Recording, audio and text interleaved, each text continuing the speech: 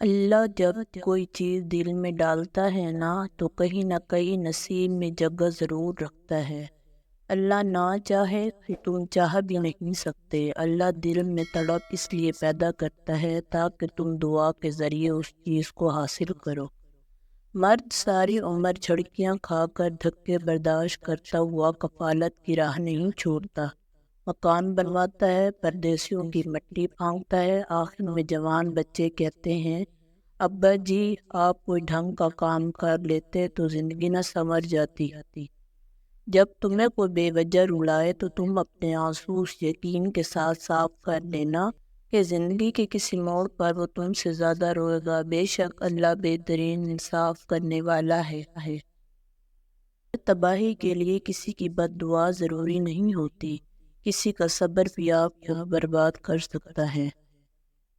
ایک حد کے بعد تو انسان سب کچھ چھوڑ دیتا ہے، روٹنا، شکایت اور گلے شکوے کرنا، منانا، اور پھر دل تو ایسا ہو جاتا ہے کوئی بات کرے تو بھی ٹھیک، نہ کرے تو بھی ٹھیک۔ جب لوگ لکھنا سیکھ جائیں گے تو مختصر لکھا کریں، اور جب بولنا سیکھ جائیں گے تو اکثر خاموش رہا کریں گے۔ وہ حقیقی امن اور بلاغت کا زمانہ ہوگا۔ فلسفہ ہے اگر کسی سے محبت ہو جائے تو اظہار میں دیر مت کرو، بار بار اظہار کرو اور فوراً نکاح کر لو، کیونکہ سچ تو یہ ہے کہ جذبات اظہار کے محتاج ہوتے ہیں۔ اظہار کے بنا جذبات جذبات نہیں ہوتے، محبت کا مزہ نہیں آتا۔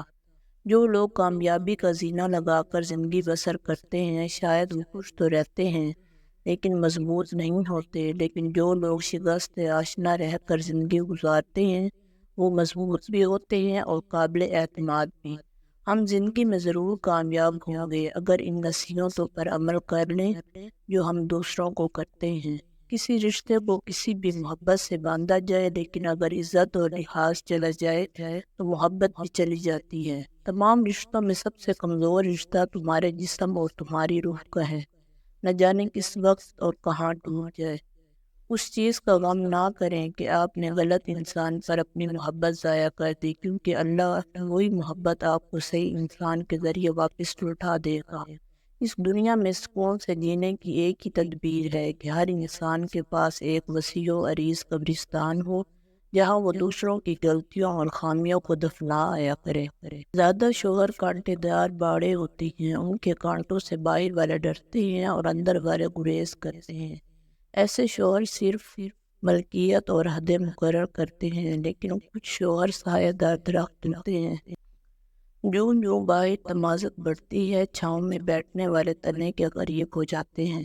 عشق میں انکار کبھی نہ کرنا، محبوب ملاقات کا کہے تو ملاقات کی جائے، جھکنے کا کہے تو جھک جانا، یہاں تک کہ مرنے کا کہے تو مر جانا۔ جیسے اللہ کا محبوب سے ملاقات کا دل کیا تھا اور اللہ نے وقت روک کر انہیں عرش پر بلایا، آسمانوں کی سیر کرائی، انبیاء کا دیدار کرایا اور پھر تحفہ بھی دیا۔ ہمارے من پسند شخص نے اتنی اہلیت تو ہونی چاہیے کہ وہ خود سے منسلک ہر شخص کے سامنے ہمارا مان رکھے۔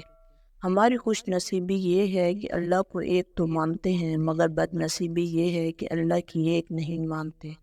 کچھ آزمائشیں اور مشکلات ایسی بھی ہوتی ہیں جن کے ختم ہونے پر انسان کو احساس ہوتا ہے کہ زحمت نہیں بلکہ رحمت کا باعث بنے۔ یقین کی ایک ڈور ٹوٹتی ہے تو رب ہمیں دوسری ڈور سے فوراً جوڑ دیتا ہے۔ ہم تھک کر رکتے ہیں تو وہ چلنے کی ایک نئی وجہ دیتا ہے۔ وہ ہمارے ساتھ رہتا ہے، آزمائش کے ساتھ بھی اور آزمائش کے بعد بھی۔